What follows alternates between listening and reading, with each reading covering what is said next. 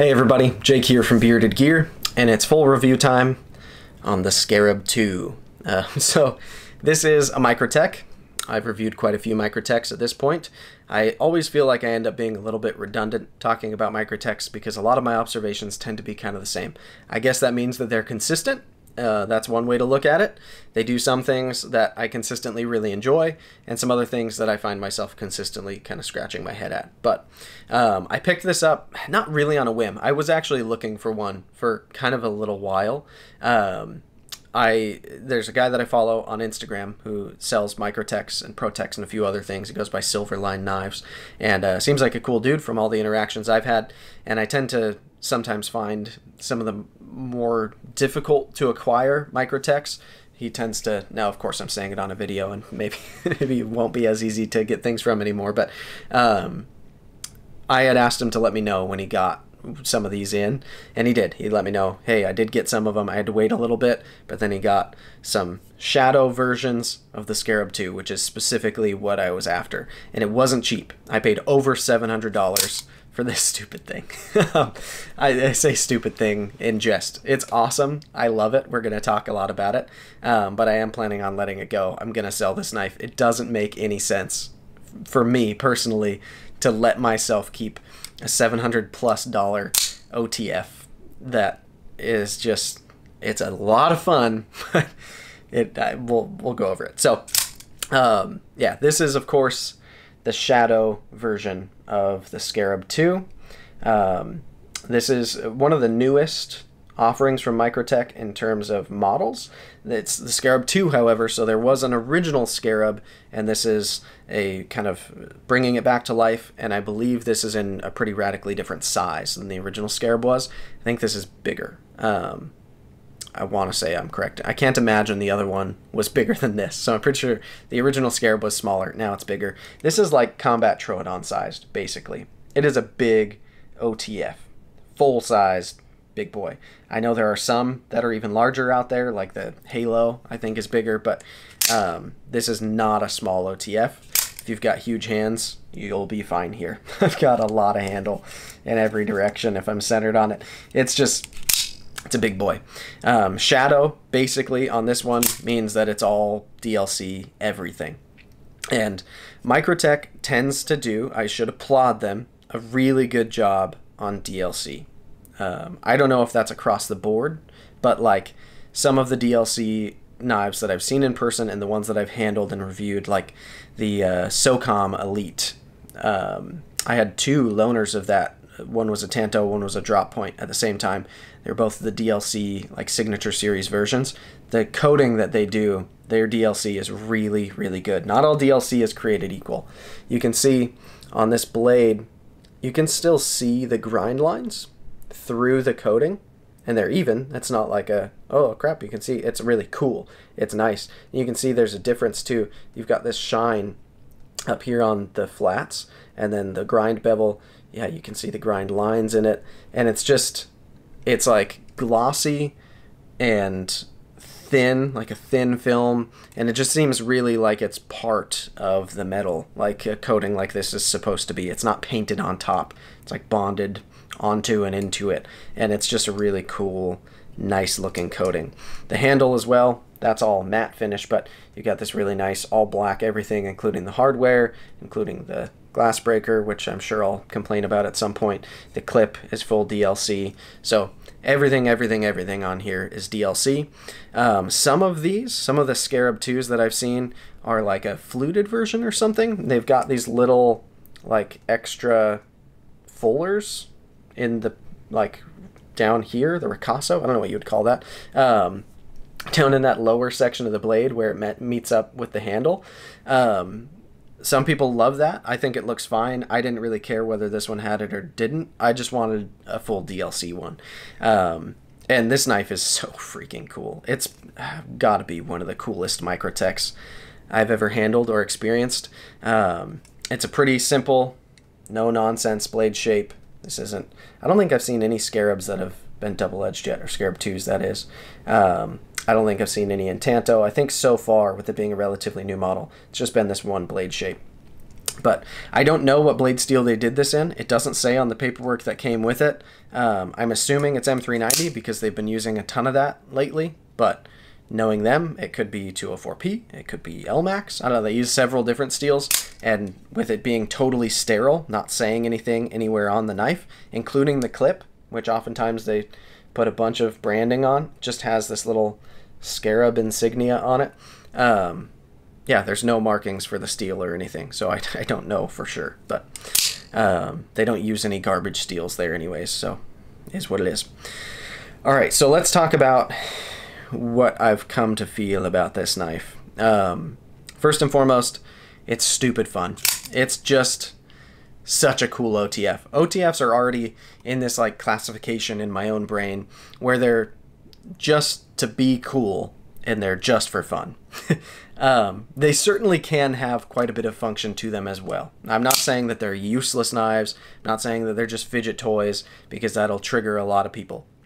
I have done a comparison video showing the difference of slicing with my Troodon and a Para 3 to illustrate that a double-edged OTF is designed to pierce, not to slice. It can cut things, but it's not what it's designed to do.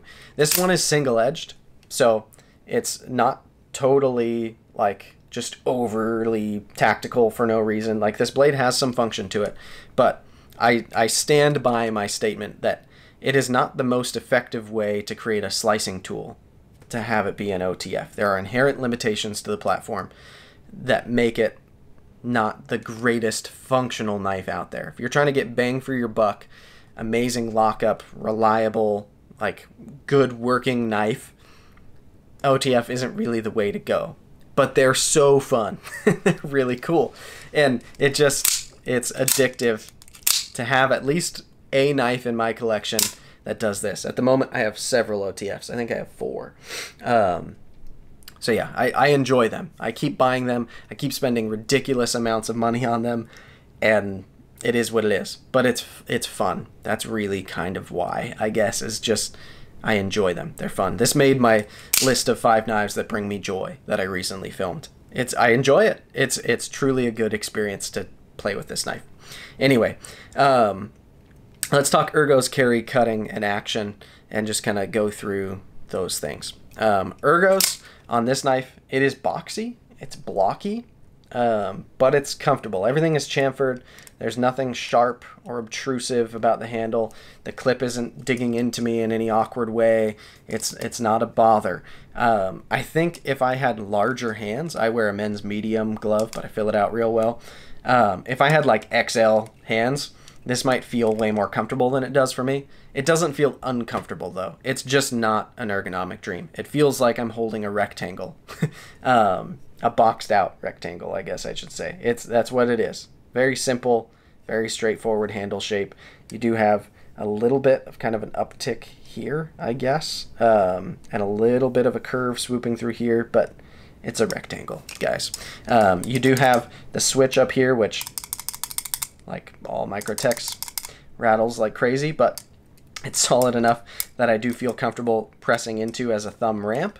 I like the way that they do this kind of stepped jimping on here, and it's like concaved in, like it's curved. It really locks in my thumb in a kind of aggressive saber grip. You can also, of course, just use a hammer grip. Super comfortable. Reverse grip draw cut, forward grip draw cut. This handle is a rectangle any way you hold it, so it feels basically the same in any grip. So the tactical guys who like reverse grip draw cut with their OTFs, cool. It's going to feel really comfortable here.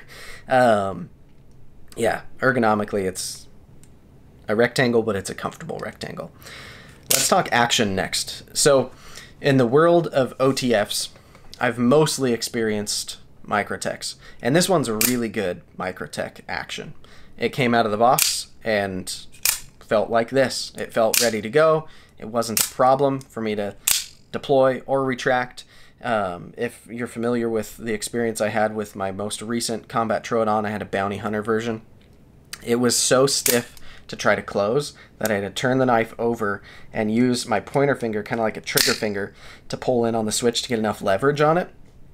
It ended up breaking in over like a couple of weeks, I think it was. Maybe it was just a week, probably longer.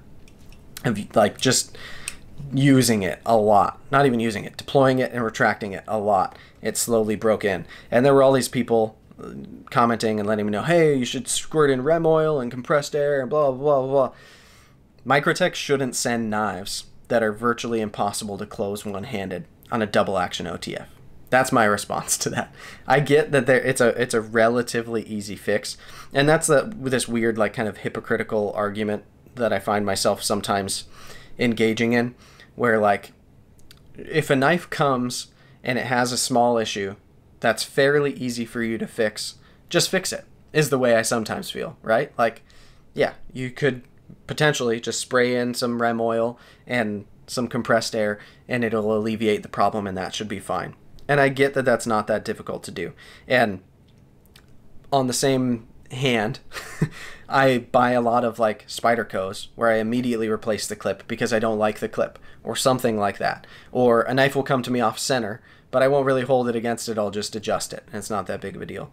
But I feel like something about certain types of issues, it bugs me. Like, especially Microtech, when you open one out of the box, it's sealed in a little baggie that has an orange sticker that's holding the baggie shut, that has a little signature on it that says inspected by. So I'm assuming they all have to pass through a human being's hand, and they must fire it and retract it. What else are they doing if they're QCing it? I can't imagine they're doing this, slipping it in a bag, and, like, if it's QC, you're probably at least firing it and retracting it once. If they're so numb to a terrible action from their hand is so calloused or whatever it is that it doesn't bother them, that they have to put an insane amount of force compared to what it's supposed to be to close the knife, they should catch that, is all I'm really saying. So the fact that it's signed by a human being and put into a box and comes to me, like, caution, extremely sharp edge, and QC'd by, I don't know. I don't know how that problem in particular is going out to people. And it's happened to me on both combat Trodons I've ever owned. And I've heard a couple people say that it's happened to them on their Scarabs. And so I'm lucky that this one wasn't that way. It came out of the box ready to rock. It's great. This action is really good. It is what I want out of a Microtech action. But it is a bummer that Microtech doesn't have that really nailed down. Because an OTF in particular, like, that's what the knife is. This is what the knife is. OTF, people are buying most of the time to be able to do this and for it to be fun. So they really should kind of have that nailed, in my opinion. But this one is nailed. I just rant over, I guess. This one's very good, so that's positive. Let's talk carry for a second. It is a thick boy, but it's not overly heavy. It feels, for its size, I guess, to me, kind of light. It's an aluminum frame, obviously. You've got these inserts on here, which I probably should have talked about in ergos, but they're like a simulated ray skin, kind of rubbery, plasticky version of ray skin.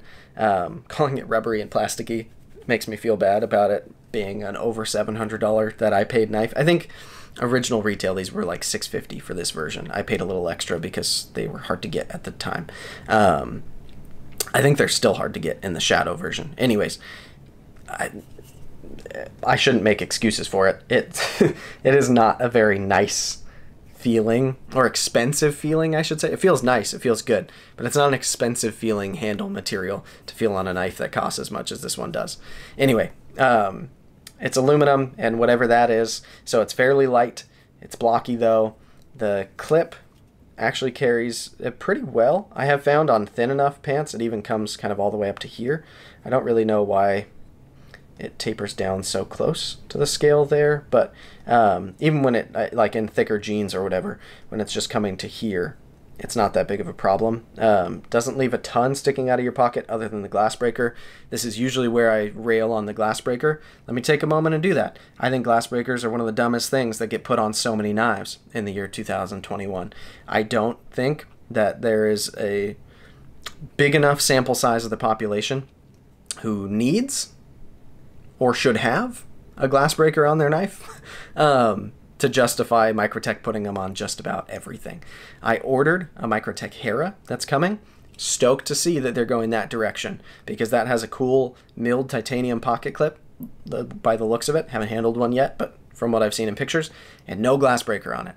I don't need a glass breaker on my pocket knife. Ever. If I ever get to a life and death situation where a glass breaker would have saved me, I'd rather die proud standing on this hill that I didn't want a glass breaker on my knife. That might sound extreme, but I hate them. I think they're stupid, and this is no exception. At least it's painted black to match the rest of the knife, but it just sticks up so freaking big. Why does it have to be so big, too? Maybe because some people are calling it a skull crusher and they want to use it as a submission tool, and I don't. That's not why I want this knife. And it's, maybe I need to just learn and stop buying ones that have them on there out of spite, I guess. But this knife is so cool to me, and I want this knife for so many reasons, and it's a bummer that it has to come with a glass breaker on it. If they would make it an option, at least, I would love that. Or if they had a replacement screw. Like on my Troodon, I put on a replacement screw. They used to, from what I understand, at Microtech offer you could buy a replacement screw that would delete the glass breaker. They no longer do. I can't find them. I don't think they've existed for years. I hope that they make them again. That would be great. But this knife is so much better to me now that I deleted that screw. I love this Troodon. It's a fantastic little OTF. My favorite one that I've ever owned. But I had to go on eBay to order that stupid little screw that's not made by Microtech in order to swap it. And it's just like, just provide a screw. It would be so much cheaper, too, than this thing back here. Anyway, when you're carrying the knife, that is going to be sticking out of your pocket like a crown on top of its achievements. It's just... yeah, it bugs me. Other than that, the clip is all black, which I like. It doesn't have any writing on it or anything, so it's not like a crazy in-your-face clip. If you're wearing black pants, this knife is going to fairly well disappear because it'll just blend in. Everything is black. And yeah, it's not overly heavy, but it's big. It's thick. It feels like you have a rectangle in your pocket because you do. This knife is a rectangle. And it's going to be in your pocket if you're carrying it in your pocket. There's no way around that. But everything's rounded enough. Nothing is poking you or prodding you. It's not problematic in pocket for its size. For its size and shape, I find it actually carries fairly well. That leaves us with cutting performance, right? We talked carry, action, and ergos. Yeah, so let's talk cutting. As I mentioned, this is a single-edged version. It's not a double-edged blade and a dagger grind or anything like that, so it has an advantage in that way. It's still pretty thick behind the edge. They're not trying to make a thin, slicey geometry. They're making tactical knives at Microtech. That's what they do. So I'm not expecting it to be overly thin and slicey, but compared to a lot of double-edged versions, it's actually a pretty good cutter. I've put it through a little bit of cardboard. I've cut a couple of zip ties with it even. I've done some pretty standard for me cutting tasks with this knife, and I've been pleasantly surprised with how well it did. It's not a shining star, but it totally works. If this is the knife that's in your pocket and you're not carrying any other knife and you need to process a bunch of cardboard, you need to work in the shop, whatever you would use your normal knives for that are normal knife tasks, this will do the job and it'll do just fine. But it's not going to be like top of the charts performer in terms of cutting performance. That said, the blade looks sweet. It's a nice usable profile. The coating is fantastic. It's held up pristinely through everything that I've done with it, as you can see. I do think it's cool too that it's got not only these fullers on the side, but there's actually a fuller in the spine as well. Just a cool little detail. I don't really know if that serves a functional purpose. Maybe it's a blood groove for all the tactical guys out there, but it's got that fuller in there. It just looks sweet to me. It's a cool little detail that when I'm looking at the spine, I'm like, oh, I'm glad they did that. It's cool. And I think that's what this knife really is. It's a lot of like, ooh, that's cool.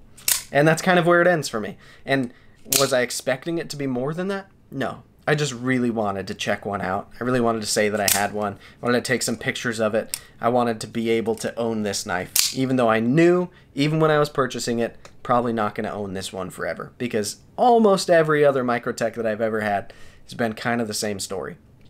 It's just one after another. They seem really cool. They're a lot of fun for a little bit. And then it's like, all right, that was cool. Move it along. Let's get something else. So yeah, it's been fun to find that the Troodon actually works for me. That has stuck around. I love that little Troodon. The Hera I have high hopes for, because it, on paper, should be kind of what I want out of an OTF. But at the end of the day, I guess I care more about function, and I'm more passionate about function and getting performance out of a knife a lot of the time. For like, that's what I want to keep around. And little things about OTFs are always gonna, I don't know that I'll get over them completely. Like,